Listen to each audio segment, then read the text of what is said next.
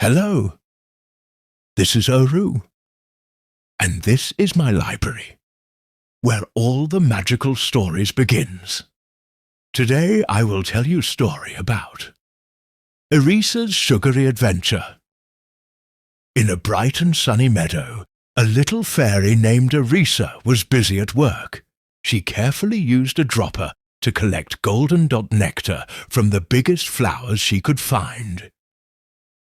It was thirsty work gathering all that sweet liquid. She stopped to take a refreshing sip of cool, clear water from a giant dewdrop resting on a green leaf. Erisa fluttered happily from bloom to bloom. She loved her job in the meadow, gathering the natural food that flowers made, just for fairies and bees. Suddenly, near the edge of the forest, she saw something new. 2 giant human girls were sitting on a blanket having a picnic. Erisa hid behind a large leaf to watch them. One of the girls, Daisy, spotted the tiny wings behind the leaf. Instead of being scary, Daisy smiled gently and offered Erisa a piece of sweet berry cake. Oh my! The cake was much sweeter than any flower nectar. It was delicious. Erisa landed on Daisy's hand and happily munched away on the yummy treat. Daisy whispered, watching the happy fairy, "Would you like to come home with me?" Erisa nodded eagerly. Erisa sat on Daisy's hand as they walked to the big cottage where Daisy lived. Inside, Daisy showed Erisa her new home. It was a beautiful dollhouse with a tiny bed made just for a fairy size. On a giant desk nearby, Erisa saw the biggest treasure of all. Jars overflowing with colourful candies, chocolates, and shiny wrappers. Forgetting all about her healthy nectar, Erisa dove into the sweets. Soon she began to change. She grew rounder and rounder until she was 3 times her original size. Daisy saw what was happening. "Oh, little fairy, please stop eating. You will get a tummy ache," she cried.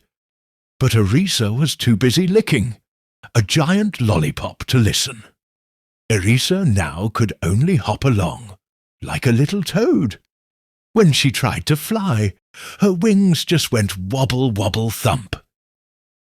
One afternoon, while Daisy was at school, a heavy shadow crept across the garden. It was Marmalade, the big ginger cat. He crouched low, his tail twitching playfully, and his eyes locked onto the plump fairy. Marmalade pounced. Erisa tried to flap her wings to escape, but she was too heavy to lift off. Just as the cat's paws reached out, Erisa succeeded to hide behind the stones. "I don't want to play," said Erisa. Daisy dashed and scooped Erisa up just in time. "No!" She waved her hand to Marmalade. Erisa's little heart was thumping with fear.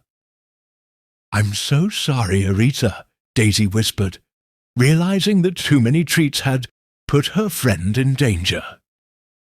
In her dollhouse, Erisa stopped eating sweets and threw away a bar of chocolate.